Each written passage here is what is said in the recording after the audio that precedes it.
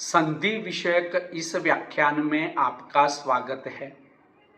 आप अगर इस व्याख्यान के अंत तक बने रहते हैं तो आप संधि के अर्थ को, संधि की परिभाषा को, उसके प्रकारों को और नियमों को जान पाएंगे। हिंदी व्याकरण में संधि एक अत्यंत महत्वपूर्ण और रोचक विषय है। संधि संस्कृत भाषा का शब्द है। संधि शब्द का अर्थ मेल या जोड़ होता है। अतः दो निकटवर्ती वर्णों के परस्पर मेल से जो विकार होता है वह संधि कहलाता है। इसे व्याकरण शास्त्रियों ने अलग अलग रीतों से समझाया है। किसी ने कहा है कि पास पास स्थित पदों के समीप विद्यमान वर्णों के मेल से होने वाले विकार को संधि कहते हैं। किसी ने ऐसे भी कहा है कि जब दो शब्द मिलते हैं तो पहले शब्द की अंतिम ध्वनि और दूसरे शब्द की पहली ध्वनि आपस में मिलकर जो परिवर्तन लाती है उसे संधि कहते हैं। तो किसी ने ऐसा भी कहा है कि जब दो शब्द आपस में मिलकर कोई तीसरा शब्द बनाते हैं तब जो परिवर्तन होता है उसे संधि कहते हैं। उदाहरण के रूप में विद्यावत्ता आलय शब्द लेते हैं। इन दो शब्दों के मेल से विद्यालय शब्द बना है। संधि किए गए शब्दों को अलग अलग करके पहले की तरह करना संधि विच्छेद कहलाता है।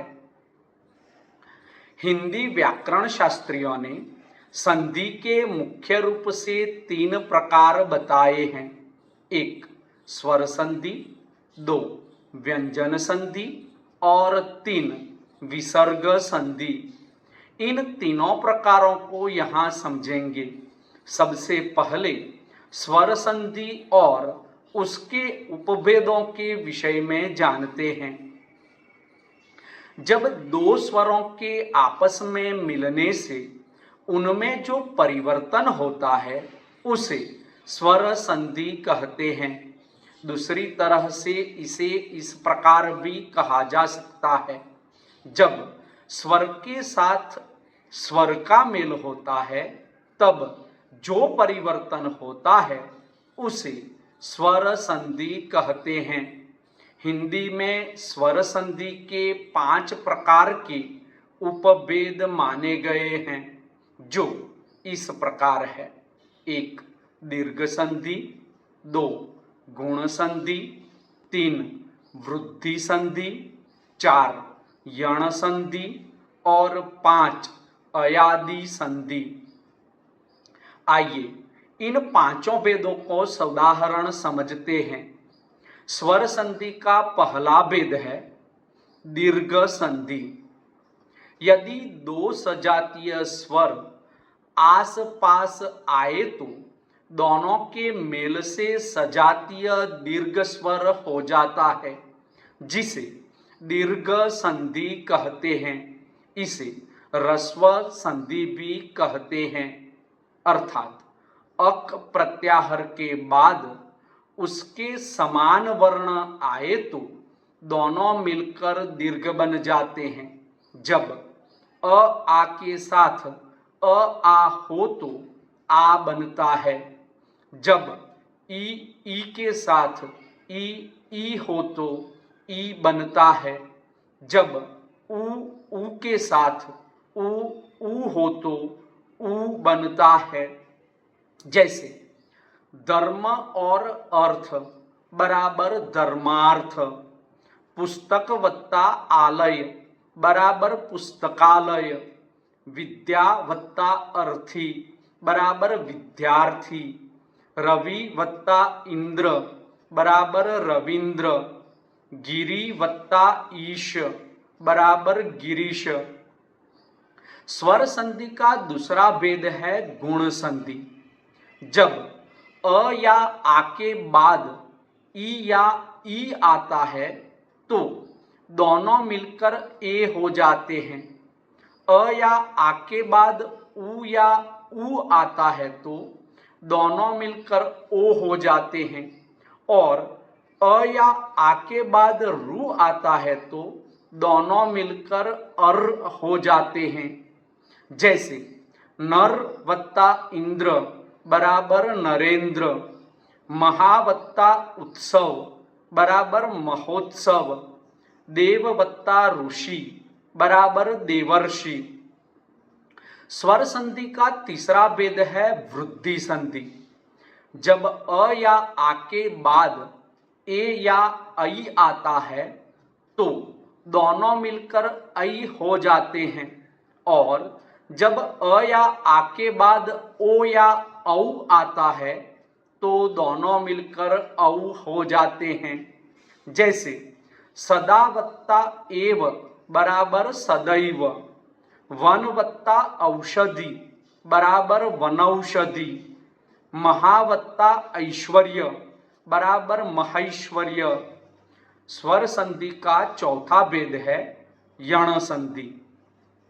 जब ई उ उ या रू के बाद कोई भिन्न स्वर आता है तो ई या ई का य, उ या उ का व और रू का र हो जाता है। जैसे अति वत्ता अल्प बराबर अत्यल्प, सुवत्ता आगत बराबर स्वागत, पितृ वत्ता आज्ञा बराबर पित्राज्ञा। स्वर संधि का पांचवा और अंतिम भेद है अयादि संधि। जब ए, ऐ, ओ या औ के बाद कोई भिन्न स्वर आता है तो ए का अय, ऐ का आय, ओ का अव और औ का आव हो जाता है। जैसे ने वत्ता अन बराबर नयन, गई वत्ता अक बराबर गायक, पो वत्ता अन बराबर पवन, नौ वत्ता इक बराबर नाविक आदि। अब संधि के दूसरे प्रकार व्यंजन संधि को जानते हैं। जब किसी व्यंजन का किसी व्यंजन या स्वर से मेल होता है और उसमें परिवर्तन आता है तो उसे व्यंजन संधि कहते हैं। जैसे जगत वत्ता नाथ बराबर जगन्नाथ, सत वत्ता जन बराबर सज्जन, दिक वत्ता अंबर बराबर दिगंबर, जगत वत्ता नाथ बराबर जगन्नाथ, उत वत्ता मूलन बराबर उन्मूलन, सम वत्ता तोष बराबर संतोष, उत वत्ता चारण बराबर उच्चारण, सत वत्ता जन बराबर सज्जन, अभिवत्ता शेक बराबर अभिषेक, परिवत्ता नाम बराबर परिणाम, समवत्ता मति बराबर सम्मति, तत्वत्ता लीन बराबर तल्लीन, आवत्ता छादन बराबर आच्छादन, सम वत्ता मान बराबर सम्मान आदि। व्यंजन संधि के कोई निश्चित उपभेद नहीं होते, बल्कि इसे नियमों के आधार पर वर्गीकृत किया जाता है। व्याकरण के आचार्यों ने व्यंजन संधि के 13 जितने नियम बताए हैं। तीसरा भेद है विसर्ग संधि। जब विसर्ग के बाद कोई स्वर या व्यंजन आता है और विसर्ग में परिवर्तन होता है तो उसे विसर्ग संधि कहते हैं। जैसे कुछ उदाहरण देखते हैं।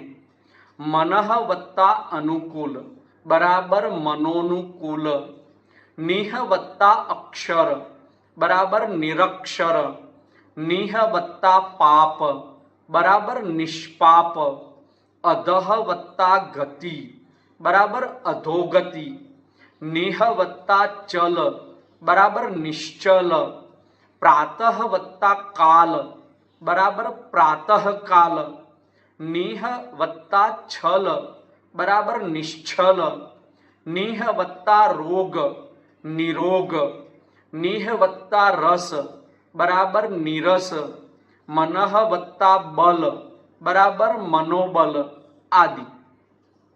इसमें भी व्यंजन संधि की तरह ही कोई निश्चित उपभेद नहीं है, बल्कि इसे भी नियमों के आधार पर वर्गीकृत किया जाता है। व्याकरण के आचार्यों ने विसर्ग संधि के 10 जितने नियम बताए हैं। अंततोगत्वा निष्कर्ष रूप में कह सकते हैं कि संधि का ज्ञान न केवल शब्दों को सही ढंग से लिखने में मदद करता है, बल्कि यह भाषा की उत्पत्ति और विकास को भी समझने में सहायक है। संधि व्याकरण का एक ऐसा महत्वपूर्ण अंग है जो भाषा को संक्षिप्त, लयबद्ध और प्रभावी बनाता है।